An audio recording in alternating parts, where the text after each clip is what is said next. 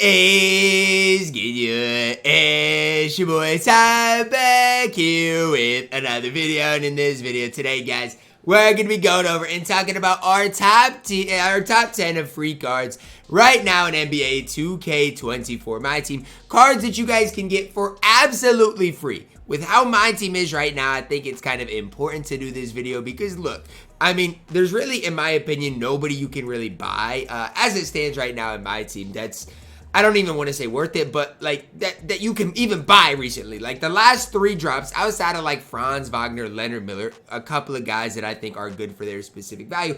Everybody else, you have to literally gamble for. So I think it's important to talk about the top 10 free cards in the entire game right now. Starting it off at number 10 with Mr. Willis Reed. Now, Willis Reed was available in the Path to All-Star grind, in which I would say the whole Path to All-Star grind kind of was a letdown. Like, Pink Diamond Jason Richardson, he was fine. It wasn't that great. But the Diamond Willis Reed was absolutely fantastic, guys. And I think, like, when he first got released, I maybe didn't hype him up as much as I should have because, again, the card's fantastic. Great release. Good defense. 6'10". Plays lanes. Like, smooth lefty release. He was so good, especially, like, for my Nobody Spent Squad series. And I just, again, don't think I maybe hyped him up or gave him enough credit for his specific time. Obviously, now I realize how good, how impactful Willis Reed is. Coming in as my 10th best free card in the entire game. Coming in at number 9, we've got the new Galaxy Opal Kevin Love. And I know a lot of people might be like, Ty, he's higher than number 9. He's actually really good. And if that's the case, let me know down below in the comments. My side of thinking right now for Kevin Love is this. He's only 6'8". I think his release on very quick probably is going to be smooth. I like his movement. I think overall he's going to be solid. But remember, height runs the game right now, and Kevin Love is only 6'8". Now, if it's not a problem, you guys, again, can let me know that. But I do think, you know, him compared to some of the other guys that I'm going to talk about here as we do go up the ranks, that's really what's going to hold Kevin Love back. Because, I mean, 6'8" at the power forward position, just, I don't know. I normally do run longer, lengthier power forwards, and so for me, that is kind of the red flag. But still, for 50 clutch time wins, I think you can do a lot worse than Galaxy Opal Kevin Love, who I think can definitely hold it down at that power forward position. At my number 8, we're plugging in Galaxy Opal Manu Ginobili, a shooting guard in my team that you can get for absolutely free by winning 100 triple threat offline games. Now, I don't even think the grind for Manu is that bad because triple threat offline, it's honestly an easy grind. It's not something that you necessarily like have to really sweat for, right? Everybody can win in triple threat offline. It's not like it is super difficult to do, and some people literally that's all they play in the game. And honestly, I wish all I played is triple threat offline. Probably have a lot more fun. Manu, good stats, good badges. Releases the Gary Trent Jr. base. I think it's on very quick though, so definitely sped up. I think Manu is going to be really solid, but is he going to be like the Kobe level at the shooting guard position? I'm talking about Pink Diamond Kobe, because I don't really want to mention cards that are behind gambling, but like Pink Diamond Kobe level, probably not quite that good. Do think Manu is really solid, especially stat badge wise. Again, for a triple threat online reward, not a card I'm going to complain too much about. Coming in as my 7th best player here, Cash Money Chris Middleton. Now, I personally, as it stands right now, I'm sorry, Carlo, I don't quite have Manu. I'm going to have Manu soon, but I don't have him yet. So right now, I got to put Chris Middleton ahead of Manu, and I think it all goes back to he's just longer, lengthier, and he's going to get you more stops. I do think the tray fade that Chris Middleton does have is very useful as well. I just personally haven't figured out how to time it yet. So that's just kind of where I'm at on things right now. I think both Manu and Chris Middleton do hold a lot of value, and both are cards that you can use and have a lot of success with. And honestly, the difference between these cards and, you know, let's say like a Pink Diamond Kobe, let's even say like some of the Galaxy Opal like Gerald Wallace, it's not worth you spending your money, not worth you gambling on those packs. Both Chris Middleton and Manu are guys you can have on the court and trust that they're going to compete at a very high level. So that's something I do want you guys to know. At my number 6, we're plugging in Galaxy Opal Michael Porter Jr. 6'10", good release. That's all you need to honestly know. He's going to defend decently, especially if you give him a defensive shoe for Mr. Michael Porter Jr. But, I mean, really, he's a catch-and-shoot guy. I don't want to sit here and say that's all he can do, but that is the main thing he should be doing for you on the court. catching, shooting. Obviously, if you want to have him attack the rim, that's fine as well. But that's really what MPJ should be providing for you guys on the court. If you're going to try doing anything else with MPJ, like having him be your primary boiler, having him be your primary on-ball lockdown defender, that's where he might struggle that little bit more. But I do like MPJ as far as an overall small forward, especially when you're talking about free cards in my team. Coming in at my number 5, we're plugging in Pink Diamond Tyson Chandler.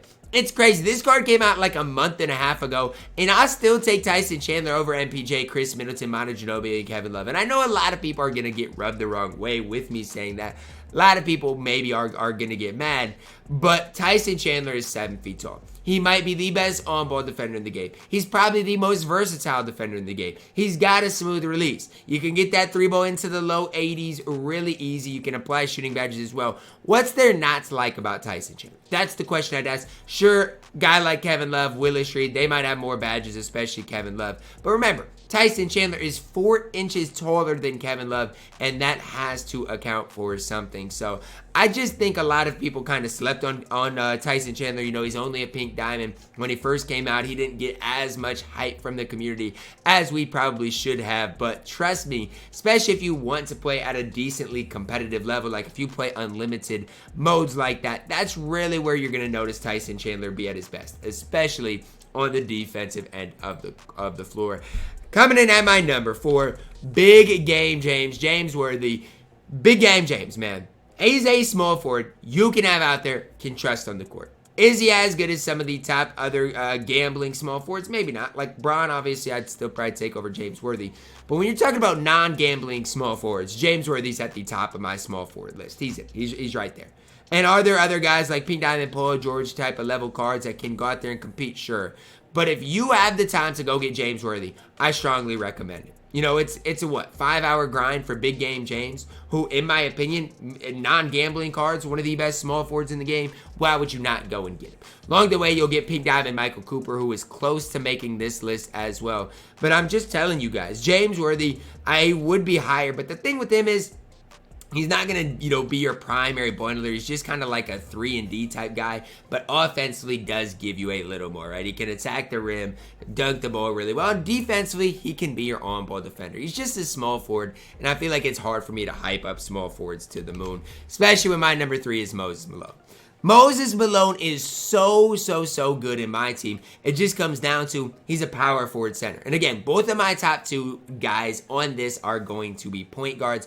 Just kind of keep that in the back of your mind. Remember that. Moses Malone at number 3, though. If you find a way to get Moses Malone, he should play for the foreseeable future. Karl Malone base, so good, so smooth. He's 6'10", going to be able to play lanes decently. The only negative side to Moses Malone is this. If you want to play him at center, he's going to be undersized. It's really the only negative thing I can say about him, but I think his best position probably is that power forward position.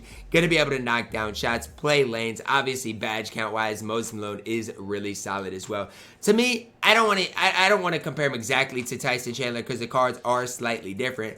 But to me, he's a better version of Tyson Chandler, where both those cards defensively are going to compete at a very high level. Offensively, in the catch-shoot situation, they are both going to be very good. It just comes down to Moses Malone is ahead of Tyson Chandler for today's time. At my number 2, James Harden. Now, I'd have to actually go and look what is the free James Harden, because I mean, to me, the James Hardens are basically the same. So it's the gray jersey James Harden. I honestly don't think the James Hardens are that much different. I know one has the release on very quick, one has it on quick, and I get it. It's a slight difference, but James Harden's release is still good no matter what, and that's the one thing I want you guys to note and realize. So the free James Harden I've got here at my number 2 for a level 40 card, and for the ultimate reward, James Harden, Moses Malone, we honestly couldn't have asked for too much more.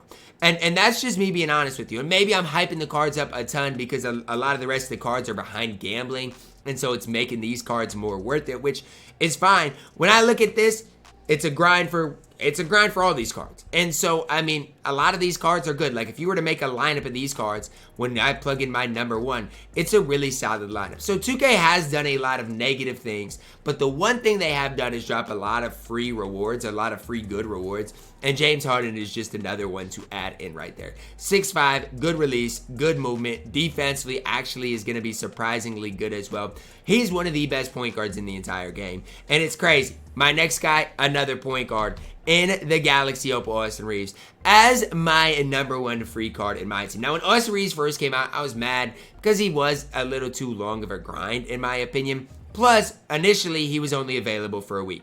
2K did adjust it, made him available for 2 weeks, and that made the grind a ton better. Now, between Austin Reeves and James Harden, it really is preference-based. Maybe right now I'm higher on Austin Reeves because I've been using the card. I've got the card, so I've been using him, whereas James Harden, I'm still slowly grinding for it. But to me, both these cards are really solid, and if you have them, they should be your point guards. I mean, I know there's some gambling point guards that are pretty good. You know, obviously, like SJ is really solid. Even like the 100 overall MJ. Troydan, dude, got him. When he tried playing with them, looked absolutely horrible. I take Austin Reeves or James Harden over that MJ every day of the week and not think twice about it. So I'm going to just be honest. If you have a lineup, and I'm just going to make a quick lineup right now. I don't even know if it's going to fit. But if you have a lineup of these guys right here, you're doing really well.